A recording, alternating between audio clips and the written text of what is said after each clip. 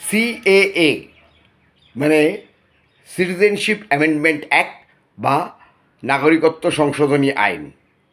জিনিসটা কি? এটা এই পার্টিকে জিজ্ঞেস করলে তারা বলবে দারুণ জিনিস করেছে, মোদিজি পুরো মাস্টার স্ট্রোক দিয়ে দিয়েছে, একদম সব ঠিক হয়ে যাবে, মোল্লারা টাইট হয়ে যাবে, যারা বাইরে থেকে এসছে আমাদের ভাইয়েরা তারা সবাই নাগরিকত্ব পেয়ে যাবে।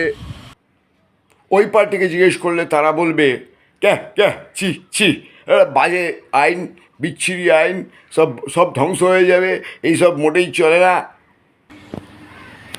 সেই পার্টিকে জিজ্ঞেস করলে তারা বলবে বলতে পারি, কিন্তু কেন বলবো।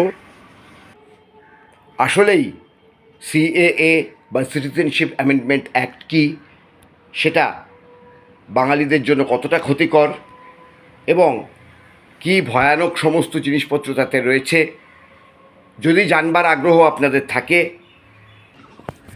যদি কৌতূহল থাকে, যদি জানবার ইচ্ছে থাকে, যদি ভয় থাকে, যদি না বোঝার কিছু থাকে, তাহলে অবশ্যই আজকে বিকেলবেলা চলে আসুন রবীন্দ্রপল্লী খালপাড়ে মতুয়া মন্দিরের সামনে।